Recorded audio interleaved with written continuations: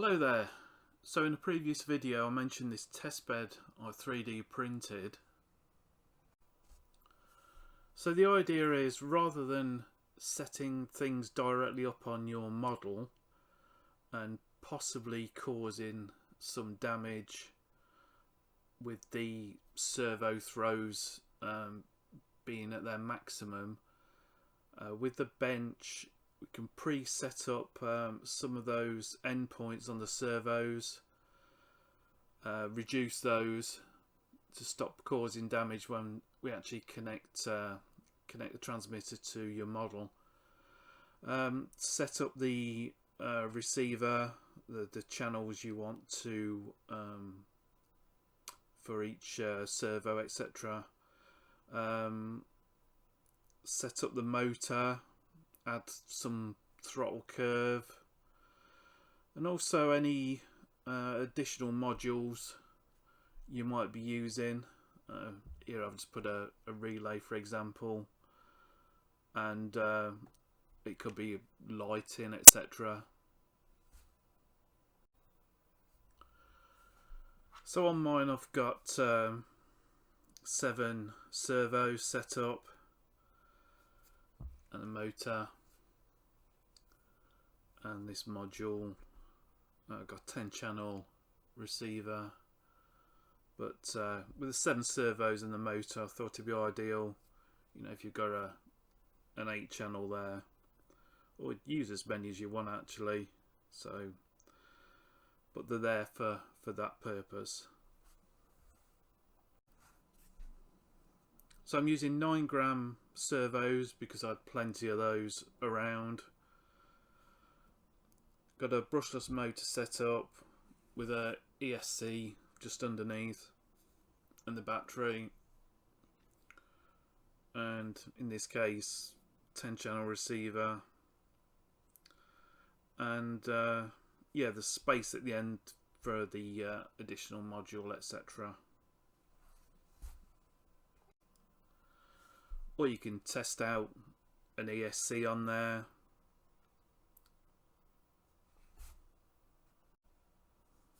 These are just held on with Velcro, or the hook and loop are available, and you could put another piece here to, like I say, test your ESC out, or as I've done, I've printed another plate here just to stick something down to.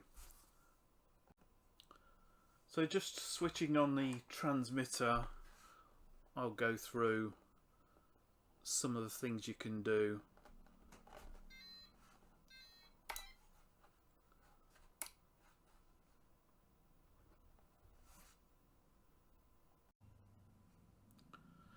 So I've got this set up for an aircraft, for example. First servo be ailerons. Second servo be elevator. Third channel motor. Fourth channel, which is your third servo, be a rudder.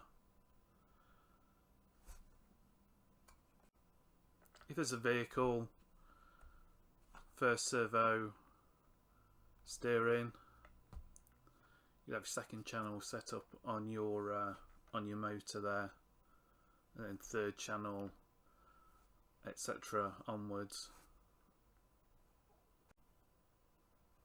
So as an example, setting up the endpoints, in this case ailerons, so you don't do too much damage to the wing surface going down too much, or if it's steering on your car, you don't want that servo going across and you know, putting too much strain on that one.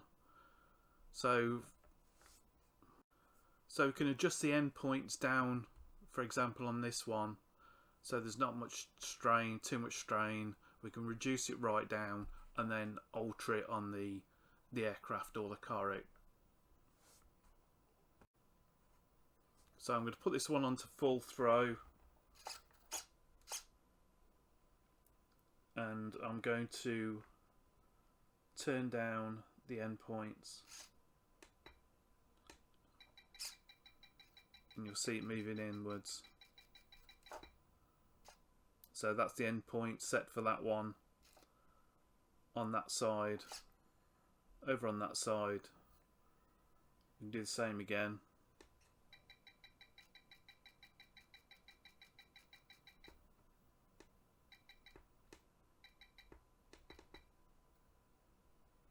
So that's down to 24% now. So you can feel safe then when that's on the model, that you can adjust upwards from there without causing any damage. So that's the idea for setting endpoints, etc. on the servos. Also, it gives you a chance to assign your switches to for your throttle hold, etc., or your dual rates, etc. So here I've got set up for an aircraft. So we've got channel 1, channel 2, 3, this is throttle, channel 4, which would be third servo, is your rudder, and on the switches, got switch A, which is over here, switch B, which is over here, and I've got variable A on that one, variable B on that one, and then on channel 9, which is the relays, I've got a 3-position switch. Middle is off, up, relays on, back to the middle, off, down, that relays on. So that's a switch for off, that one or that one, not both together.